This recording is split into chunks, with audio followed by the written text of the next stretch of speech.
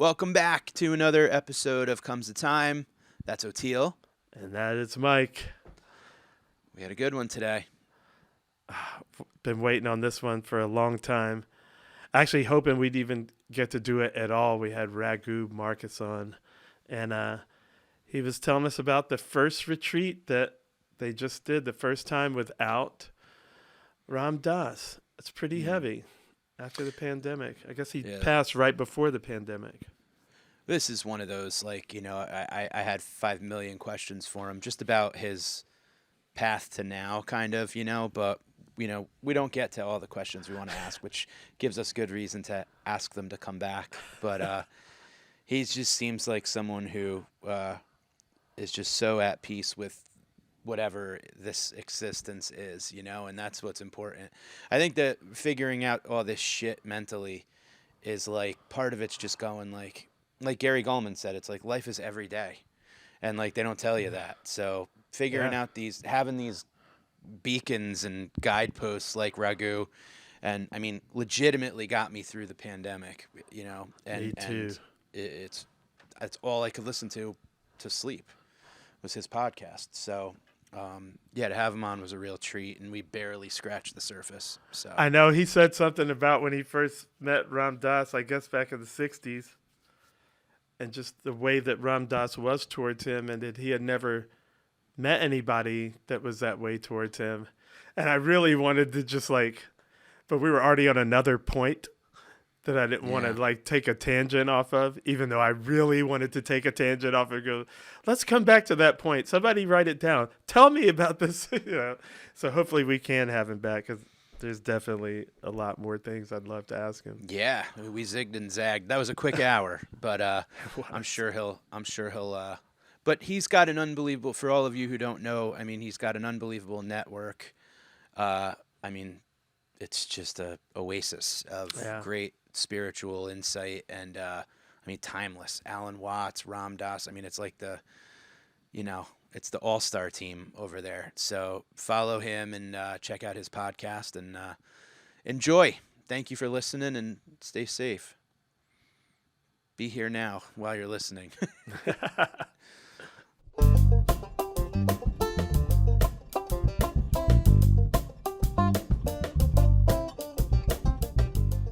Every episode, I think we're trying to figure out the universe. So,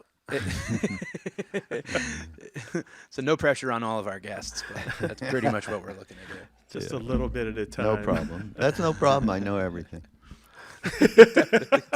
I do a podcast, actually, on mind rolling with my old partner, David Silver. He's an amazing director and writer.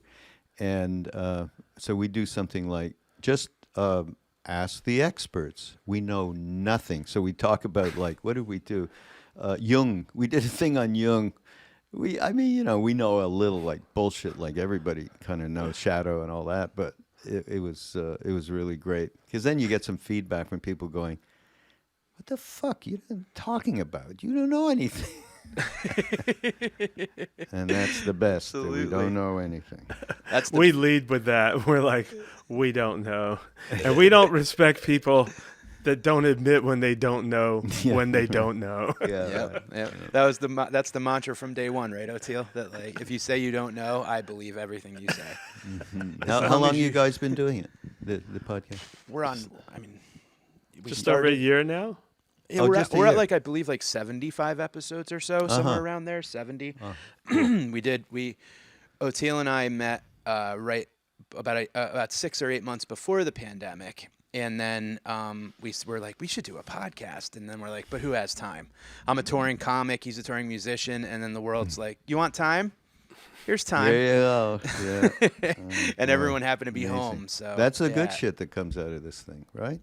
Absolutely. Absolutely. I've had a lot of that myself, with all the online things. I've made a lot of friends doing this thing, I think I'd like to kind of first off, thank you, because you, the anxiety of everything when the pandemic first hit. My wife works in healthcare, and she was in the front line, had to dive kind of head first into the deep end.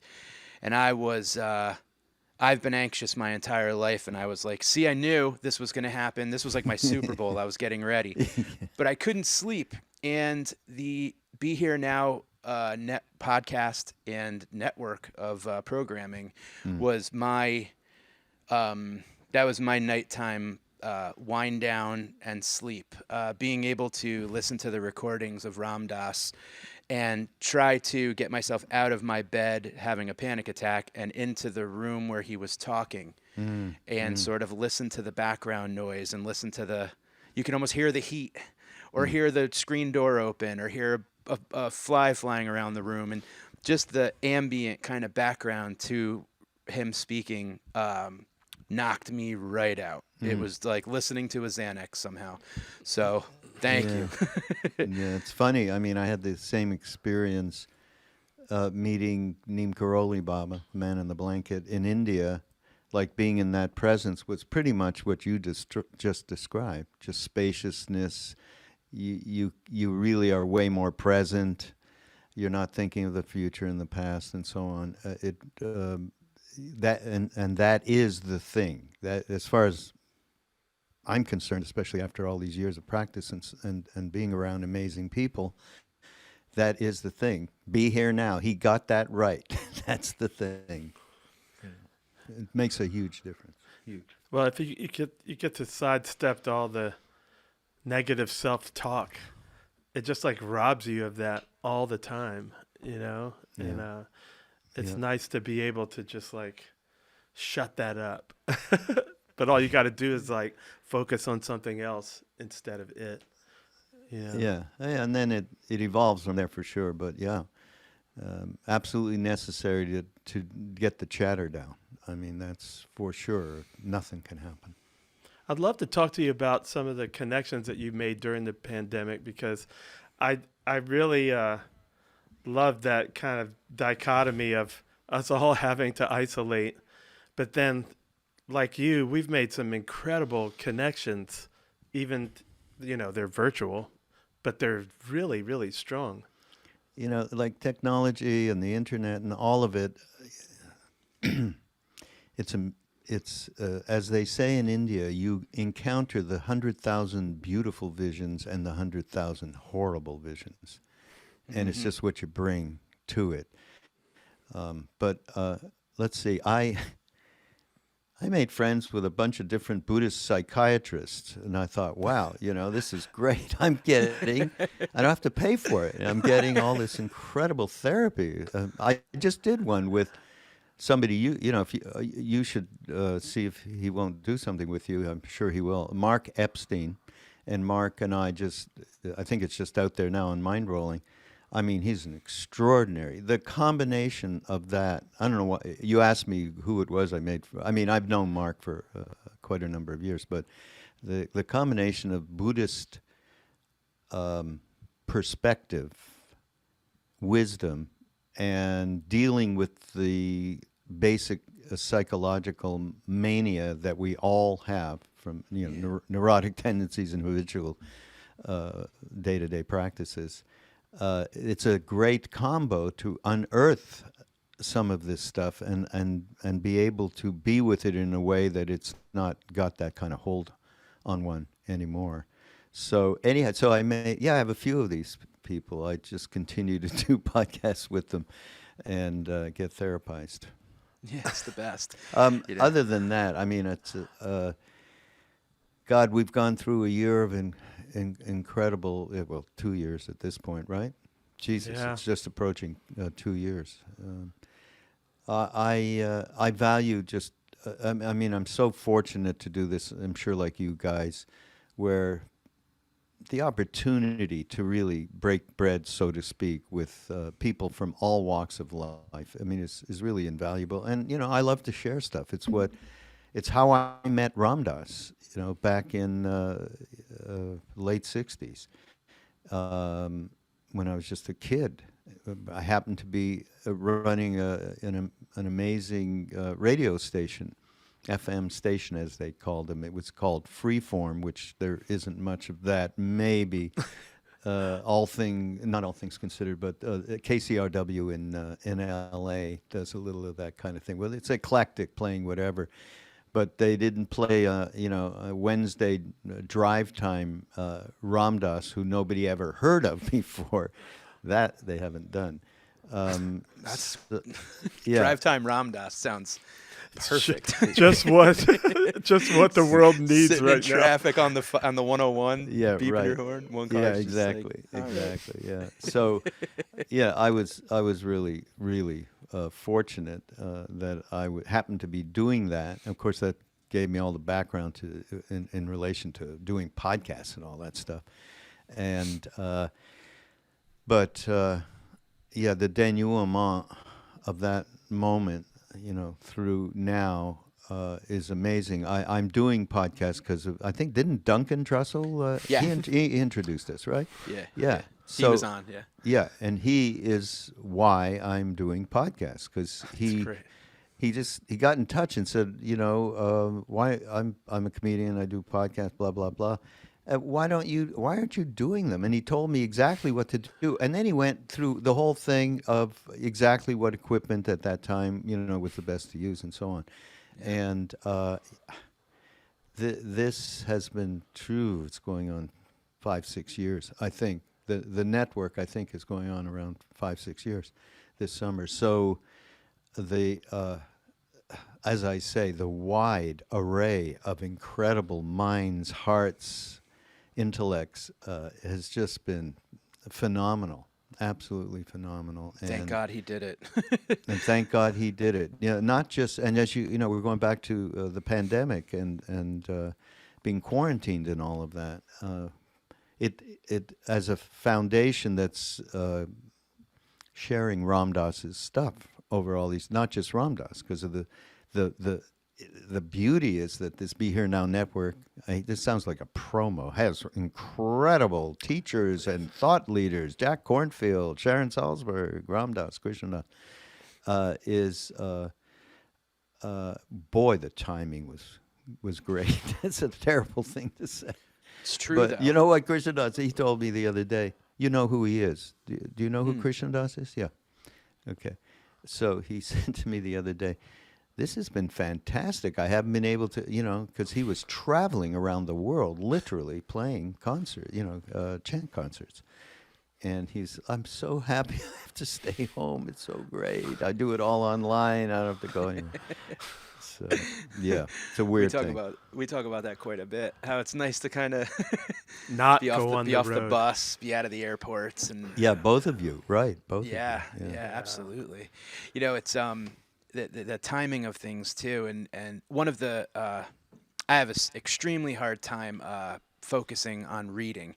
I'll read like someone's timing me, but I don't really remember anything. So what I started to do is listen to an audiobook as I read along. And Wow. Pieces Every Step was one of the most recent books. Thich Nhat Hanh's, I hope I'm saying that properly. Thich Nhat Hanh, yeah. Thich Nhat Hanh's book, and I listened to the audio. It blew me away. I bought the paperback and started to read it again while listening. And then he passed away just last week, I believe, or 2 weeks ago. Within 2 weeks, yeah. Yeah, it was really wild, and it was just, there was another, these sort of gifts just keep getting dropped into my, it just happened to be a suggestion, and I picked it up, and it was one that just really kind of resonated. And like you had mentioned earlier, that Buddhist psychology, or psychotherapy for that matter, if Well, you the combo trace of the Buddhist, yeah. you trace some of these practices of mindfulness back, and it's just, the phone ringing could be an act of mindfulness. A bill showing up could be a form of mindfulness. Literally everything that we experience is a sign of you are here now at this moment. Embrace it. Yeah. Very difficult. We get triggered like nothing, I mean, because of the way we were brought up and our environment and the culture. What's going on now is so polarizing. It just reflects our own inner polarization. I like to talk about that. Just think of the way we all talk to ourselves. Not nice, right? Not at all. Amen to that. So it's how are we going to be talking to who we think is the they out there? Not much of a chance if we're doing it to ourselves. So it's a lot of work needs to take place, and a lot of being together, so we recognize that we're all doing this. Which, of course, it's called satsang in India. Community. It's just community, and that's such an invaluable thing. There's a great thing from the Buddha. His disciple Ananda said, so there's three refuges. Take refuge in the Buddha, the Dharma, the law, the way it all is, and the Sangha, which is the community. So isn't it true, he says, Ananda, to the Buddha, that the greatest of all the three refuges is the Sangha? And the Buddha said, he didn't say it like this. I was there, but I didn't hear it. That is a wild understatement. It is the most efficacious thing, basically. He didn't say, again, I'm using words, but the tone was there, that how necessary it is for us to be able to be together, to recognize the we in all of it. It's just hard because our human nature, I always say, I'm not so sure. I can buy into physical evolution, but I think that spiritual evolution is much, much slower, because we cannot seem to not otherize each other. Yeah. And it's part of it. I mean, we are separate Human. and together. It's one side of the coin. I get it, but Yeah. Another great thing Ram Dass used to say, and I don't know how often I've repeated this, but as humans, we can live on more than one plane of consciousness at the same time. Amen to So that. there's the plane that we are recognize how in opposition we are, defending our turf and getting what we want and dealing with all of the issues that humans deal with. And at the same time, we have some understanding, usually through an event in our lives, that, wait a minute, boy, we really are connected. Boy, we really are wanting the same things. The Dalai Lama, His Holiness, says, we're all the same. We all want this. We want to be happy. He says it so simply. Yeah. And so it's a difficult concept, living in those two places, but it's just being open to the possibility. And you get more open to it, obviously, with psychedelics, with a teacher, with a book, with a piece of music. There's so many different, just being in a certain place in nature in one moment. But once you recognize that, then you can't dispense so easily with that plane of consciousness where there is a truth there. So you can't just deny it. So I think that's really important. It's so interesting that you say that, because the last time I had a large psychedelic experience, I came out of it with some notes that I had written, and one of the things that I made a line down the piece of paper, and it was Earth clock and eternal clock. And I think that Earth clock always has me freaked out about time, about why is this person late? When is this going to happen? How come this isn't happening when I thought it was going to? Why have I not heard back from such and such? This person isn't texting me back or whatever. And that's that past and present, or past and future. Yeah. The stirring yourself up over things you can't control, and why is my life taking so long to figure out, and all this, and then the eternal clock is time isn't even a thing. It's just we're here, we're together, there is no reason to worry or be concerned about any of those things, and that clock is always there. It's just how to find it and how to access it. And I think that what I've been trying to do is look at the absence of calm as a signal to go find the calm. So if I start to get all cranky and anxious and bitter and whatever, that to me is wait, I think you're looking at the wrong clock here, dude. the old Earth clock is winding you up again. Yeah, totally. And it was something that, when you have those moments where you close your eyes, transcendental meditation has done it for me too. Float tanks. Anytime you take yourself away from this, there is no time. and there's no our version of time, and that seems to be something that's incredibly like powerful and freeing and terrifying all at the same time when I do experience it. Yeah.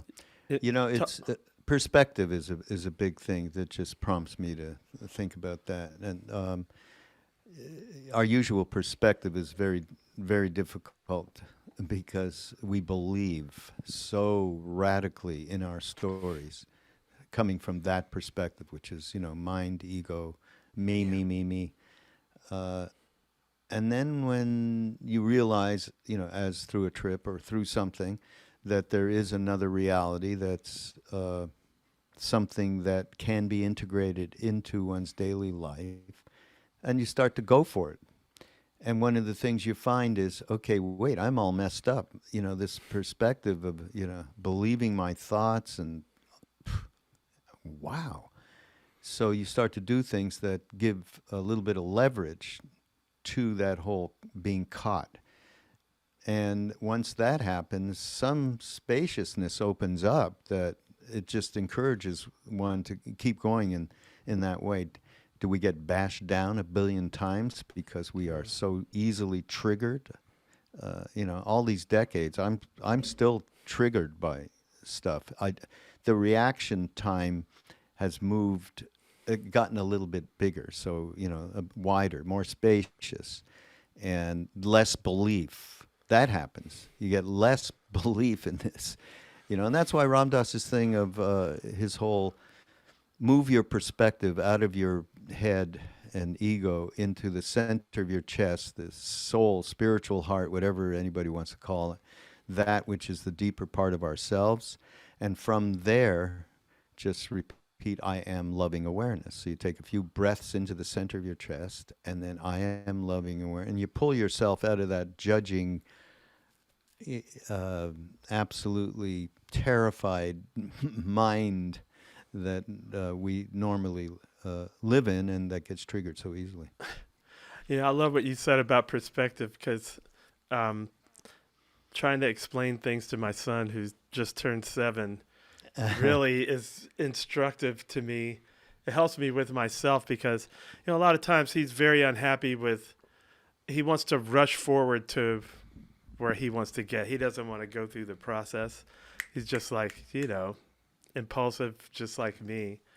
And he gets frustrated with it. And I'm, of course, looking at like, you're just right where you need to be. It's just going to take you time to get there. Like I could see him at 20, 30, 40.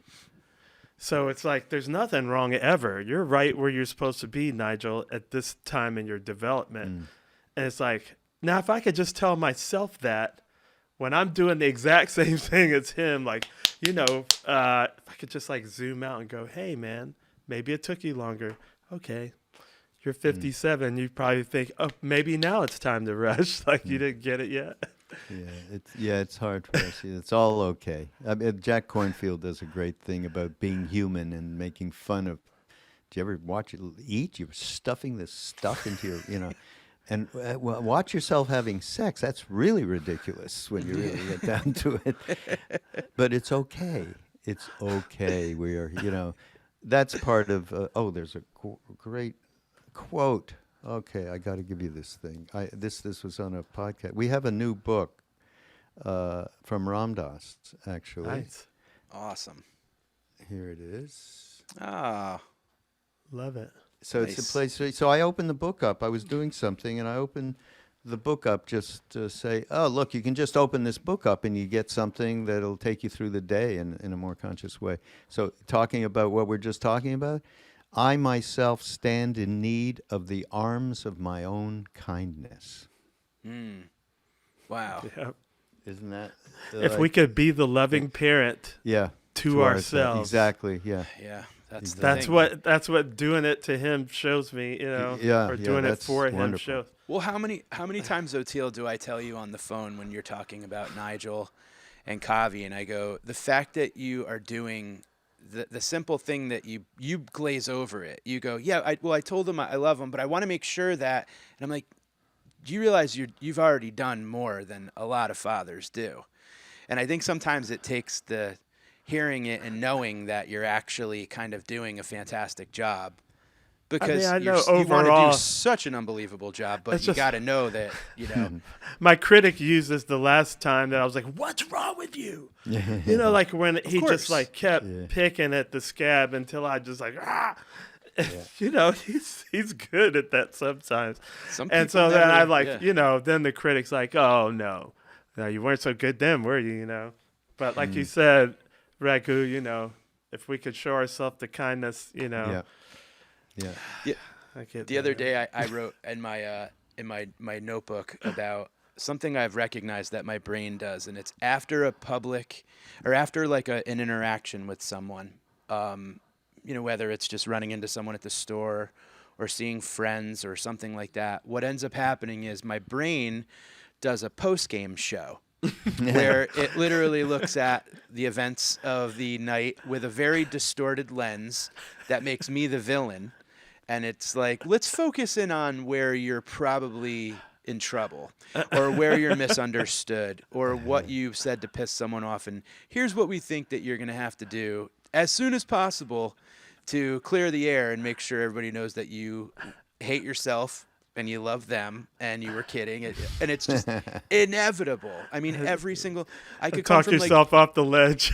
I could like go from like donating like food at a church. Somehow I did that wrong. Like, did I park like too close to a handicap spot? But not in it. But, you know, and it's just this thing of like, and I've realized looking back on my life, I've done that my entire, since I had an ego, or since I had a conscience, 8, 9, 10 years old. I was Yeah. already kind of like, what I do wrong? How You do I know- enter into this situation not screwing it up? Mike, I've never heard anyone else say anything like this. You're the first person. That is really fucked up, man. All right. Well, thank you that- for listening, everyone. It's now the Oteil and Raghu podcast. I'll be back. Well, I know that from friends that have social anxiety. I'm like, and they describe to me like what they go through in a social situation. I'm like, that's exactly like me. I tend to turn on charm, which my wife can see through as a total reaction. She's like, he's nervous. You know, it's like a deflection Yeah. or something, I guess. I don't know, but you know. Yeah, So and we all back go through to- the. Yeah, it's okay. We're human. It is okay, you know. And then, but then, you know, you're still at the same time, you're doing whatever mindfulness exercises or meditation, chanting, reading spiritual, you know, whatever the hell you're going to retreat. You do all of that stuff, right? Understanding that the way that being really caught can get transformed is through practice. Period. Techniques, yeah, Yeah. for sure. Nothing happened, you know. I mean, and it seems weird. We came in, we come in with all the past karmas that we had accumulated, and then of course we're in a certain family, certain parents and siblings and culture and politics, etc. And they all have an influence. You know, as soon as you get a name, you're basically screwed because you're suddenly a separate individual. Oh, yeah. Yep, you're on the Yeah. hook. So, and then it's you become. This is Ram Dass's great film that we did called "Becoming Nobody." So you develop an identity and a role, and then you kind of got to become somebody, and then you realize through what we're talking about, different ways in which transformation at least can happen in the moment, and then you have to become nobody.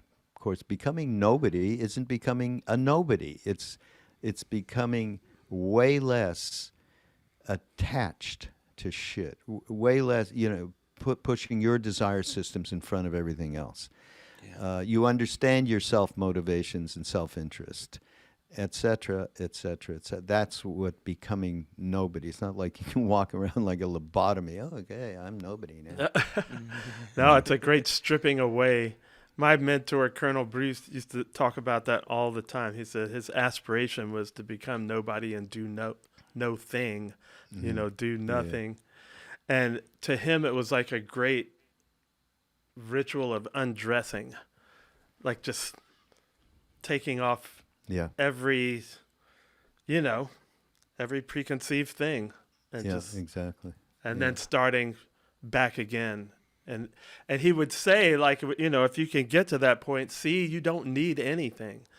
Meaning all of this, like all the constructs, Yeah. because everything is just a construct. What is money? What is our political system? It's all our economic system, our everything. I mean, so as much as you like buy into it, it's as much as it can trap you.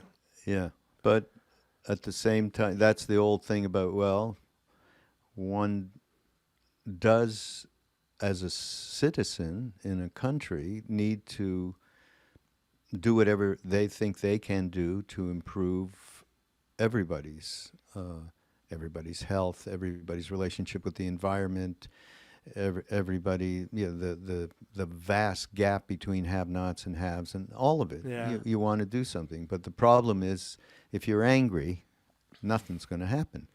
So Yeah. back to practice. It's not like you stop doing things, but you certainly want to be working on cleaning up, one's own business. Yeah. I have a hard time myself trying to approach it through being a citizen of a country because I never felt like I was one that gave a shit about me, But I can do it Yeah, on the right. level of just a human. Yeah, You know what I mean? That's not even Because- a good citizen of a. It's probably You're absolutely right. That we are. I mean, just a for me, citizen of this planet. Yeah. Yeah, a human. That's and 'Cause and through that we do care about what's going on and hope to develop compassion so that we can be effective in either sharing, in our case, that what Ram Dass was doing all these decades of sharing whatever information he had to allow people to be able to transform suffering. Period. That's that's what the Buddha was all about. I mean, not to put Ram Dass in the same thing there, but he definitely did that, and he definitely worked on it, and he became what he had been talking about for years after he had this tremendous horror of a stroke. Yeah. That yeah, was. So tell me about. You were talking about the retreat, and you just got back from Hawaii, right? What Did you guys do a retreat? In yeah, Hawaii? yes, that's true. Yes, we the first time without him in December. It was 2 years later after his passing, and we really didn't know what was going to happen because people are used to going there and him being there. Even if in the latter years, he certainly couldn't express himself in any way like he used to, but he would say really pithy things, and the presence was, as I said, he became who he was pointing to. He really did get into a zone of loving everybody that came in front of him. He was able to put himself aside, which is what he did when I first met him, all the way back when. There was no Richard, and there was no Ram Dass. There was just whatever I needed, I never had an experience like that. So he was able to do that. But everybody, the weird thing is this stuff is is beyond physical. I mean, even like Neem Karoli Baba used to say, the guru is not physical. Not. And so when we got together, when we used to do it with Ram Dass, and of course Krishnadas has a big input too, the chant music is the easiest thing for people to just let go into, as you well know. Yeah. The vibration that emanated from each person throughout the room, you're talking about 400 people or something, enabled this basically for that essence, the divine essence, whatever we want, there's so many damn names, or Buddha mind, whatever you want to do. But that essence was there where people had really let go into that place behind. They left their egos at the door. They really did. Because all we wanted to do was just share that place, which is ultimately unconditional love, basically. When you're not looking at someone and prejudging and all the kind of stuff we do when we're out in normal life. So it happened again in December without Ram Dass being there, and just prove the point out again and again and again. Get together, sharing that one thing. That common Which is- purpose. Yeah. You know what's so hard is that when you deal with, speaking of being a citizen of the world or the country or whatever, there's always the other side of the coin, which you can't say they're wrong. They're like, okay, they don't see the spiritual side. They're like, if we don't kill them, they're going to kill us. And that's just the way it is. And Yeah, ignorance. you should thank me that you're not speaking Russian or German. In the name Yeah. of God, Or of what course. Yeah, of course. or whatever, in the name of Crusades. the country, or it Yeah. could be in the name of other things also. Yeah, You know, plenty of just other nationalism. God always happens to be Yeah. on everyone's side, though. That's the fun Yeah. part. things. Yeah. So it's like, but then I think that's also the cure, because for people that don't have any spirituality at all and are not convinced of it at all, what do you do then? And like for me, I'm like, well, I guess I have to develop more compassion for that person, because I'm certainly not going to convince them of anything having to do with anything spiritual, God or otherwise, or God's, or there. One would hope that somebody isn't quote unquote spiritual or religious, whatever. One would hope, and that's why what the Dalai Lama represents is so powerful, because he talks so much about. He's the famous sticker. My only religion is kindness. Yeah. So when we're talking, all he talks about is kindness and compassion and love. Yeah.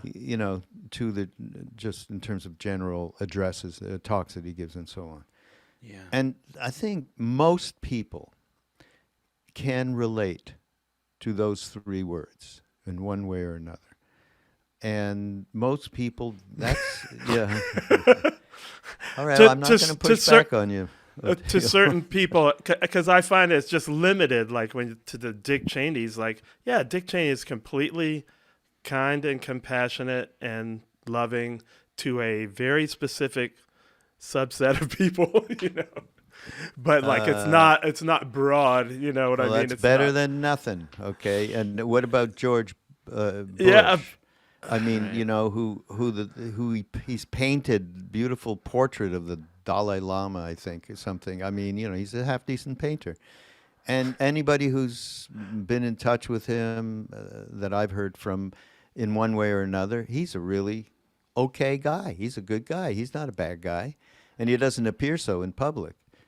Ignorance beyond ignorance about, for all that crap that happened that led into some of the worst horror and war that is still going on, and that is people are still suffering, in Afghanistan and elsewhere, Pakistan and so on. Yeah, you got to love the soul, and you got to go, wow, tough incarnation, which is what Ram Dass was famous for. Yeah, because it's like you can't really they live in that paradigm of, well, that's just the way it is. And so there's always a point where you cave on what you know is right. Like, it's like, okay, you could say that's just the way it is, but when you drop depleted uranium bombs on Iraq and women are having babies that look like they're octopuses, like, how do you reconcile those two things, Mm-hmm. with, oh, he's a good guy. Yeah. It's like, what's happening, right? Yeah. Like, what's happening when they drop those bombs, right? Yeah. Well, Obama. I cut him no slack, so I'm, as Mike well knows. But he can, he knew coming in Yeah. he was going to be president. He would have to authorize this kind of shit that the military recommends, and ends up, well, we all know how it ends up. It's the level of ignorance and how far it spreads into a population in terms of this kind of vast polarization is just really, really difficult. Has this been going on since the dawn of man? Yeah. But are they ignorant? See, I don't believe Bush and Obama are ignorant of it. I think they know. I wouldn't compare are. Bush and Obama. I mean, I think Obama, Obama dropped 10 times more drone bombs than Bush did. Yeah. 10 times. We marched in the streets over like 450 bombs that Bush dropped, and Obama really? did like I didn't know that. 45,000. I mean, you know, or 45. I forget what it is. It's 10 times. Really? That's why he was called the Drone King. That's what I'm saying. Either way, I think certain people that are educated like Obama and are educated like Bush, and I don't want to get off in the weeds to politics, but to me it's a spiritual problem, because at some point you check all that and go, well, it's just is the way it is. It's almost like a boys will be boys. Well, the government like- is the way it is, which is influenced obviously by the forces of power, and the way that it's been set up. There's no way Yes. they can't even get rid of the filibuster, whatever the fuck. They can't even do that because of this vast polarization, Right. and someone like Obama made a deal with the devil to some degree, figuring, okay, I'll make I don't know, who knows? Everybody, what's in I that mean, universe. but whoever steps in has to do it. They 'cause, make you the know. deal with the devil, thinking I'm going to do more good than bad because it's a bad situation to start. Who knows what kind of rationalizations? But Yeah. I always like to come back to just, okay, here I am. What can I do? Because I, like most people, don't want people to suffer. Okay, many people, depending on, there's also issues of social situation. I mean, Maharaji used to say, you can't, not in these words, but basically, feed people, not give them lectures. Yeah, Feed people, right? it's real simple. Yeah. So, at the point at which somebody like a bunch of Westerners come to India, and this was all part of the universe, I mean, he was part of all of that, and knew without knowing that Ram Dass was going to take this stuff back, that a lot of people would get, all of that was going to happen that would help people navigate. And that's as real as anything as well. But, feed people. That's why the great stories of Ram Dass asking Neem Karoli Baba, who we called Maharaji, I want to, how do I get enlightened like immediately, I need it fast. Yeah, and he'd say, love everyone. And Ram Dass would think, well, God, I have Buddhist friends who have the most incredible esoteric teachings, meditation. And I'll ask again. Well, how can I raise Kundalini, so I merge with the one? And he said, feed people. And Ram Dass became exasperated for a moment. What do you mean, feed people? It's because that is the reality. It's about what you can do for other people. He was coming from, what do I get to do for me? I need me to. Blah, blah, blah, blah. So I can only deal with me. I can, And then when I'm here, we are with three of us, chatting, and information's going back and forth, perspectives and so on. This is a good it's a podcast and it's going out there. But I can tell if we didn't we would just be talking like this no matter what. If we were just sitting, hey, we're gonna have a conversation. Yeah. So it's what can we do that's not about what we want and what we need. That's all I can think of. I always wanted to for ask that you a question. Oh, go ahead. No, go ahead with you. It's cool. Sorry, I might be on a delay. Go ahead. Now, I always wanted to ask you a question about this, since we're going to try to get you on the podcast, because you made a comment just a minute ago where Ram Dass said, "Oh, I thought you were going to give me some heavy Buddhist teaching." Was Neem Karoli Baba Hindu, Buddhist? Like what actual religion did he, or was it just his own? I mean, he came out of the Hindu, he was Hindu for sure, where he came up as, in the family and village and so on. But no, I mean, we went there. I mean, the first thing he said to me, one of the first things, where's your cross? I'm like, I'm Jewish. Cross? No. And but I went and got one anyhow. And then, he would constantly go, there's only one. He'd go sub-ek, all one. Yeah. So Hanuman, the monkey god, Christ, Buddha, blah, blah, blah, There's only one thing going on. Get that? Is what he would do. There's Love. picture. I have a picture right here of him doing that. That's awesome. Yeah. So, and then I asked. This is a kind of a story that gets told, especially by Krishnadas a lot. I wanted to. Got a Hindu guru. I figured I could get a mantra or something. It's good. And I said, but I didn't put it that way. I said, how should I meditate? I don't know why I said it quite like that. He said, meditate like Christ. When he was nailed to the cross, he felt no pain, just love. And I'm like, okay, that's way over my head. I mean, so far You over wanted maybe it, right? 23 That's years old or whatever I was. Forget about it, right? Then Ram Dass came the next day. He wasn't there then, and I told him the story. And I said, listen, you have a more convivial relationship with Maharaji.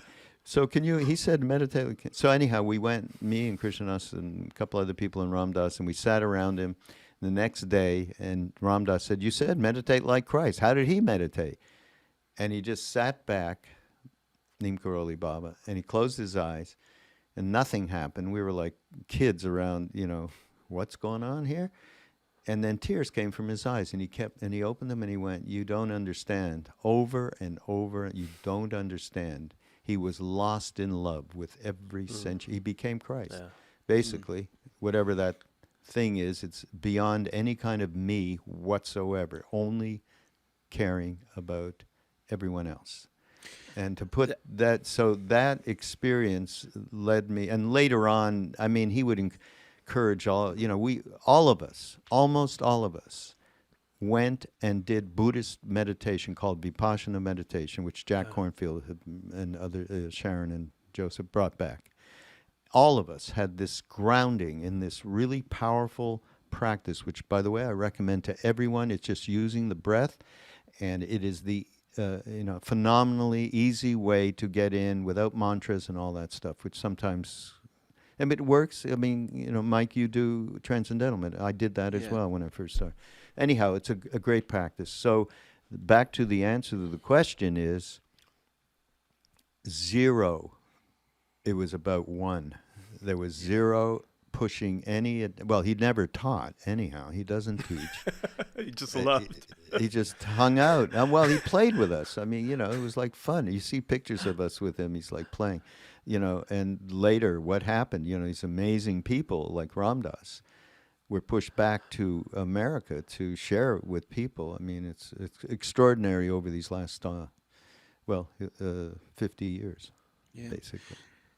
What's interesting, and you, like you had said earlier, and it kind of got me thinking about all of the most profound or transcendent or, teaching moments that I've had in my life is that it all boils down to either love and fear. Like love and fear are basically like twins, and you can operate from either one or the other. And love is the absence of fear. Fear is the absence or, momentary absence of love, but it's also like the antidote to the other. So I feel like sometimes when, like you were saying, take care of others, right? I think sometimes a lot of words and a lot of planning and a lot of that like earth time stuff tends to be operated out of fear. Sometimes fear of admitting we don't know. The Bushes and the Obamas and whatever of our own lives that we actually have to interact with on a daily basis, or maybe some of them are just operating from a place of complete fear. And when you can see that this is for me personally, if there's 2 choices and you can take a step back before maybe jumping back or fighting back and going, where's this person operating from? Are they operating from love or are they operating from fear? Then you can kind of come at them with a little bit more compassion or patience, because you know love when it's hitting you. You also know fear when it's hitting you. So I in the moments where I've tried, because I'm always trying to figure everything out. I'm always trying to wonder what's next or why this or how come that. And when it's love or fear, when I just remember to go back to just it's those 2 things, it simplifies life for me. Binary. It just makes it like, okay, there's 2 sides to this coin, and it doesn't have to be a flip of the coin. I could choose what side I could you know choose it. operate from. Yeah, and I think it's good to remember that the love is such a bullshit word in this culture now, yeah, like many different words, all the way to guru. I think all words are bullshit. Yeah, I but totally agree. but if it's not transactional, that's what we're talking about. It cannot have anything to do with transaction, and so that's very difficult, right? To like, and how about any relationship, wives, girlfriends, boyfriends, whatever they may be, you know, if you don't do what I really want, ultimately, I'm not going to love you. You know, I mean, that's a cruel, harsh statement, and many people try and work through that kind of stuff, which is part of, relationship. But absolutely, what we're talking about here is non-transactional, Right. unconditional. Yeah. And that's why that's the brass ring, and it is the complete antidote to fear. Absolutely. Yeah. Yeah. Loving your enemies, though, that's the one that's still tough for me. I tried that It's a couple like- times. It's like hard work. Yeah, but it's like, what did we say? I love you. That quote, expectations are premeditated resentments. Like if I know, Yeah, if I know that's what they're operating out of, so then I know, like, okay, don't expect But that they're gonna get this. Yeah. You just got to do it anyway. yeah, but sometimes they get it, and sometimes you can come at it, whatever the situation might be, with the kind of detachment and not attached to me and what I think is right. Yeah. Righteousness goes, everyone's had that moment where they actually did connect with somebody who was in opposition for one reason or another. And you Yeah. did. There was a moment when two of us were completely present with each other, honest, Yeah. and there was not the fear and anger that usually Yeah. goes along with any kind of opposition between people. So it does happen. And then you go, okay, could maybe happen more if I wasn't so, caught in attachment to my point of view, to my thoughts, to my story, belief systems. It's a pile of shit. There's no doubt about it. It's so stupid. It's But we all know, because we've had the kind of encounters that prove, like, for whatever reason in that moment, I wasn't totally obsessed by my own traps. Well, it's easier micro than macro. Yeah. And even when it does like catch and go macro, then it tends to go off.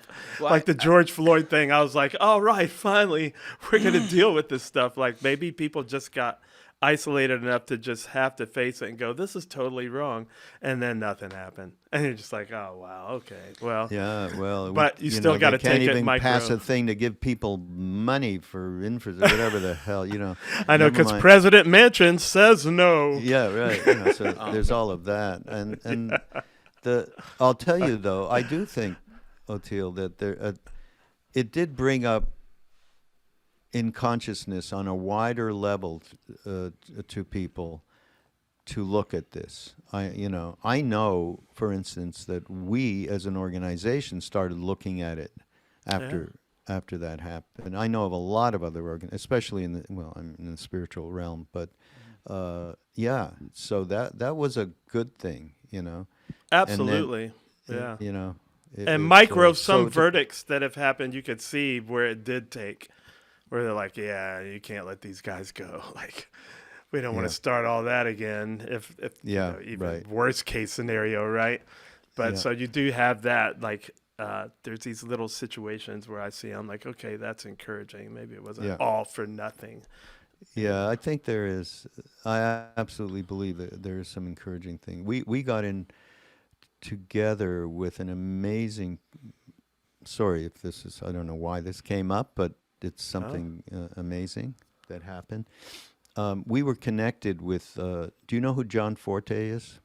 yeah. Fugees. The Fugees. Yeah. Musician. Producer. Producer for Yeah. the Fugees. Yeah. And yeah, it's an incredible story that you guys can take a look at.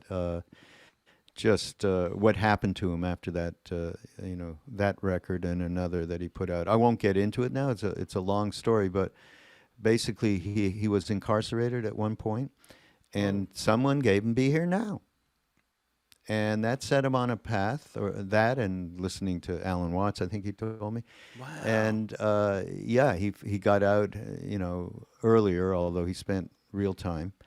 And then he continued his career, and he mentioned it in a song. So suddenly, our people went, "Wait a minute, John is like into that, whatever." Anyhow, so he came through, that we met, and he had this amazing album, which we ended up helping with in terms of putting it out through the foundation. Has a small label that we've been working with, and I met him. And he and this music, which is Angels, Ancestors, and oh my God, he'll kill me, John. I'm so sorry, I forgot. Vessels, Angels, Vessels, and Ancestors, or something like that. Those are the three things. Anyhow, Otil, he really. I say this to you because I had never met a musician before, an African-American musician, who, now I know that there are, and just in my own experience, the way that he wasn't coming at it angry, remember we just talked about, he did not, he came at it with love, but with very, very right on, he's a rap hip-hop guy, the lyrics were absolutely, pulled no punches. Yeah. Not at Vessels, all. Angels, and But Ancestors. yeah, Kind of like Marley, yeah, like and bullseyes, but in love, yeah. love first. yeah, exactly that. That's and the whole album is that. I want to hear that. Yeah, you should check it out. But I'm just saying that's another way in which the George Floyd precipitated in such a tremendously positive way. John has so much to say for African American community, youth, and so much for quote unquote, because we're presenting it on Ram Dass's platforms, which is large, and it's mostly white people, and so there's something there for both the way. So I'm really such a huge fan of what John's doing. Yeah, amazing. You guys have a big music interface on Be Here Now Network. I love it. Yeah, not on Be Here Now Network. It's actually through ramdas.org. It's the Ram Dass Soul Land Music Series. That's what maybe I was seeing it from your podcast. Yeah, maybe. I've had people on like East Forest and other musicians and so on. Yeah, so we're doing that. It's all musicians that have some relationship either with consciousness and, obviously know who Ram Dass is, or directly are using Ram Dass lyrics and embedding them in meditations and so on. A guy named Justin Beretta did some marvelous stuff. His group is Glitch Mob, one of the big electronica groups in the country. Yeah. So, but again, back to, I think good things came out of this, and it's not, I have, and I'm not the most like la-di-da guy, I'll tell you that. I really think that there's some positive moments that have come out that they are there to be built on. I really believe that. Yeah, I think there's, to a large extent, a genie that cannot be put back in a bottle. Yeah, Absolutely. Like, there's a lot of seeds got spread, and they're going to start sprouting up, and I think it's a good thing, and it just means everyone, the more of us that get responsible, again, getting out of me what's good for me, the more people that are doing that and then paying attention in this way, the better. I think the pandemic is the silver lining of it, like driving people to that. I just watched you and Anne Lamott together. She said, she made this comment like, even my Buddhist friends are having trouble these days. I love that. I remember that. It was great. but it's kind of cool because it's like the this whole paradigm shift is being forced upon us. So that there's 100,000 terrible things and 100,000 beautiful things. But it's nice to see the good ones. Yeah. So, Raghu, with that, like, you even said, you struggle at times and you'll fall back and you'll, go back to that old default way of thinking. And are there any tips or tactics that you personally use when you find yourself in a cycle of regression to get yourself back into that present? I mean, you know what? Humor. A sense of humor, so you're not so serious about your predicament, no matter how dark the thoughts are or how judgmental or, all of they call them in India the kaleshas, the obscurations. You just like, oh, yeah, wow, still there, eh? Oh, that's cool.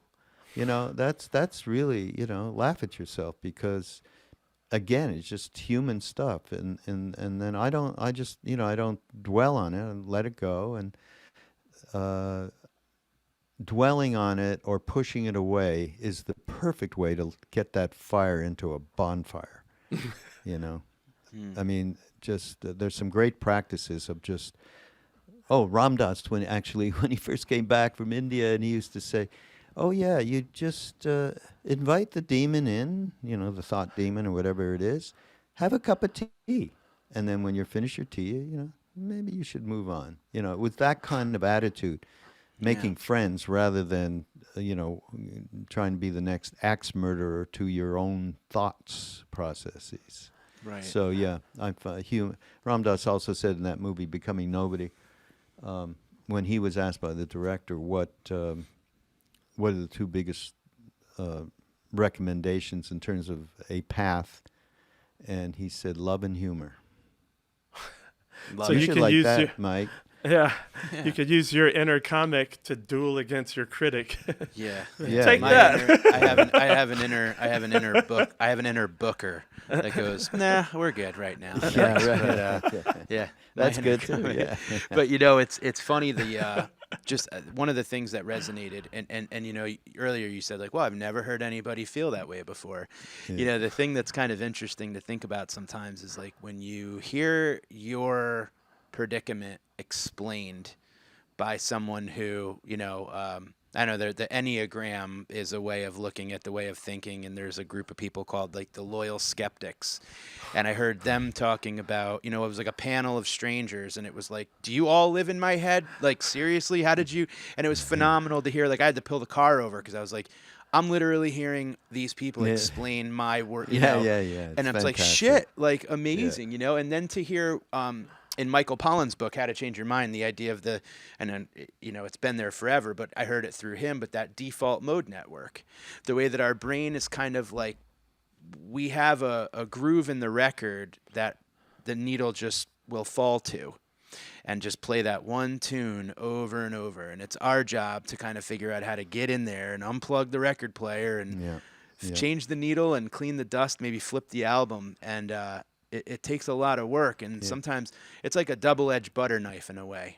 Like knowing that it's there and knowing that there's a way that you can get at it, but sometimes it's just so hard it seems so close but so far to be able to kind of like make those changes. It's paradoxical when you say you can't both pushing it away and dwelling in it will cause it to just consume you. The two instinctive things. The two opposite things. Yeah, it's like fight or flight or freeze, right? It makes total sense, but when you look at it, it makes no sense because it's like paradoxical. But I get it.